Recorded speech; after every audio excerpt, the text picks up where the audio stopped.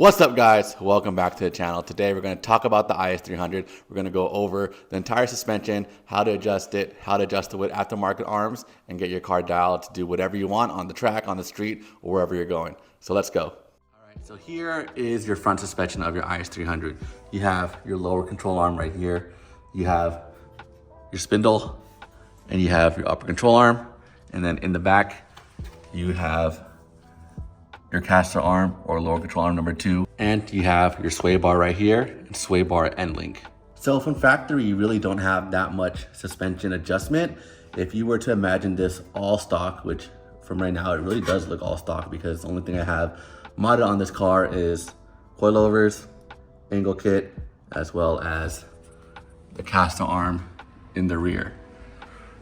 But let's talk about the lower control arm. The only thing you can really adjust from factory is this right here.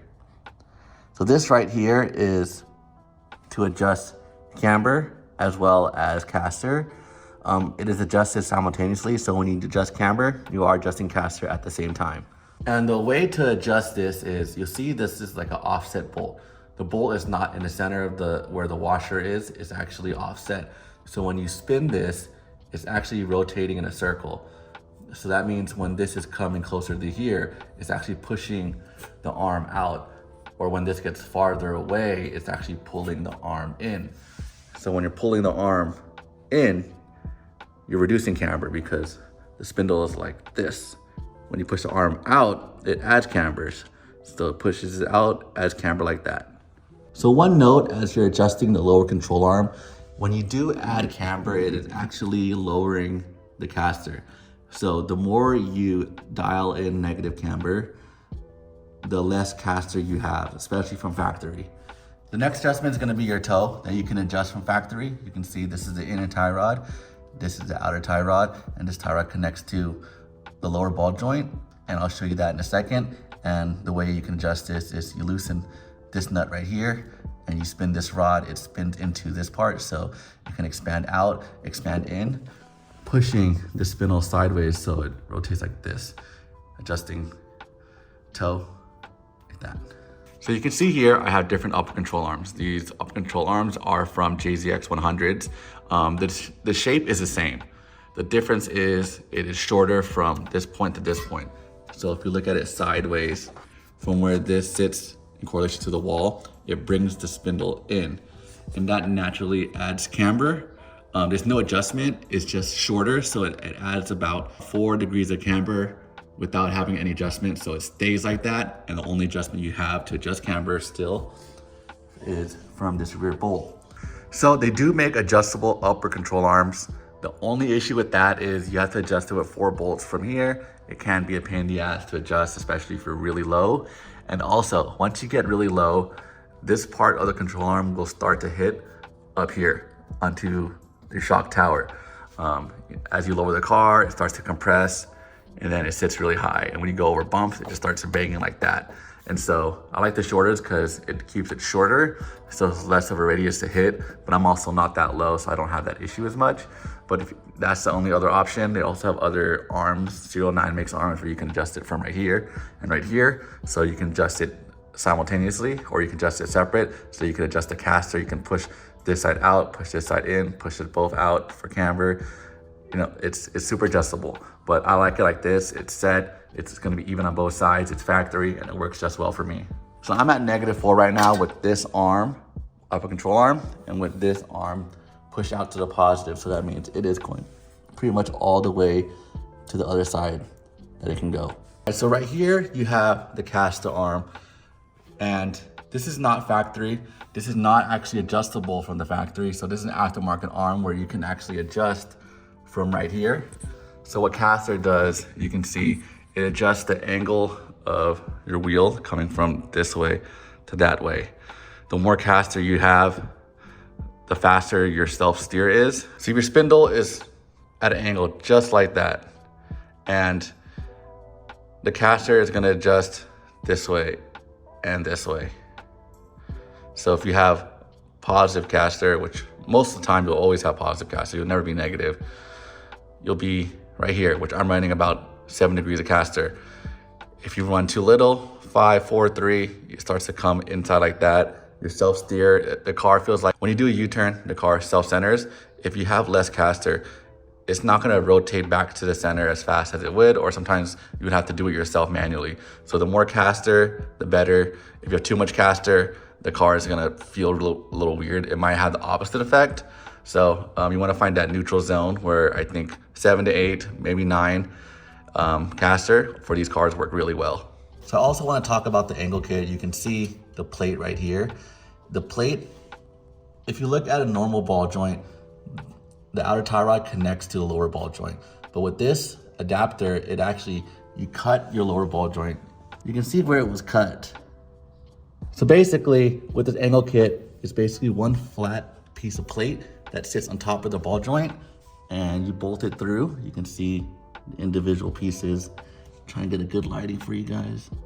So you can see ball joint, plate, and then it connects to the spindle right here. So here's a good view. And it creates a new pickup point right here, which is shorter because the old pickup point would actually be out here, farther out. And the shorter you make the pickup point from the spindle, the more angle you get. So it actually shortens it, and that's how you get this angle kit to work. All right, I know my car is dirty, but you do have a lot more arms for the rear, but still just as simple. You have upper control arm, you have the tow arm, you have the traction arm right here, and then you have the lower control arm. So if you adjust this nut, it's actually gonna pivot this thing. So if you move this nut out that way, you'll see it spin, rotate around the circle, push it out.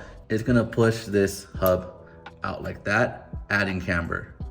And then if you bring it back this way, which I did, it's gonna bring it back in and reduce the camber. So that's gonna give me, right now I'm at -2, but I can bring it in a little bit more and bring it to 0. So you can see right here, I have this plate right here, but there used to be the same offset nut toe adjustment. So it's like a bolt that's offset and you can adjust it. And depending on which way it rotates, it'll push the arm in and arm out. So that's how you adjust it from factory.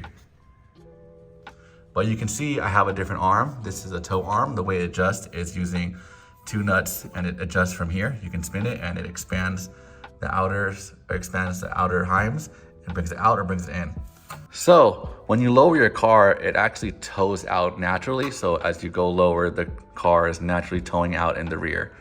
And to bring it back into spec with that rear arm, you don't have a lot of adjustments. So when you try to adjust it, it maxes out. You're still gonna be positive toe out on the car, which the car is gonna sit pretty much like that and it won't be into spec. And so if you are gonna lower your car a lot, I do recommend running toe arms in the rear because you can adjust the car, get it back in the factory. Otherwise, if you lower it too much, you're gonna have to buy an arm and get alignment again. So recommend, if you are buying coilovers, buy a rear toe arm at the same time. And for the top, you really don't have any adjustments. You can buy aftermarket arms to add more camber. And so there's really 2 ways that people add cambers, is either from the top or from the bottom. From the top, you can adjust, bring it in. It's usually adjustable from about right here, and it adds or decreases camber. Same thing with the rear. You can adjust, buy aftermarket ones, and you can adjust the length of going this way and this way. But you have to be careful about the axle, because if you push this out and add and try to reduce the camber, and you push this one out, try to reduce camber, you're pushing this whole thing out and you're pushing it away from the axle because the axle is sitting in place. I heard people say that if you pull too much camber out or pull the track width out, you can actually accidentally pull your whole axle out of the diff. Never seen it happen, but I read articles online. It has happened to people. Not sure how much you need to do to have that to happen, but it is a possibility. And the last arm that you can see is right here. It connects from the bottom of the hub to the subframe right there. And this, the way it works, it adjusts the radius of the arm as it goes up and down. You don't really need to adjust it unless you're getting into really technical and fine tuning how the way the car compresses and how it unloads. It basically changes how the car tows in and tows out under compression, under load. If you want to adjust it, I would say stick with factory. Works just fine. A simple setup like this with coilovers, toe arms, and that's it. It's just enough to get you drifting, especially on a stock IS300. All right, so that is how you adjust the suspension on the IS300. It is super simple. As you can see, my front is pretty simple. All I got is coilovers, JZX uppers, angle kit, and caster arms. You probably don't need the caster arms if you adjust the lower camber bolt and push the camber all the way in and have the JZX be the one to add the camber for you, which what I'm doing right now, it'll give you -4 degrees of camber, caster at 7, and you can just remove the caster arms. I already had it, I already bought it, so it's nice to have to fine tune it, adjust it on both sides. But other than that, you really don't need it unless you want to get into more technical and really fine tune your alignment settings. And you can see for the rear, all I got is coilovers and rear toe arms. You really don't need much in the rear as well. Have -2 degrees of camber, but you can probably get to 0 depending on your height. But if you are going to be low, even at my height, you might have trouble getting the car into spec, especially the toe. So that's why you do need the rear toe arms, especially if you're gonna go drifting, if you're gonna drive it, because having good toe will save your tires. You don't wanna have messed up toe. Once you get into like more drifting and adjusting your alignments, you can toe in, toe out, depending on how your car squats. But that is for a more technical talk about drifting and alignment. This is the very basic explanation of the IS300 suspension. So if you guys enjoyed this video, go ahead and give it a thumbs up, and I'll see you guys in the next one. Peace.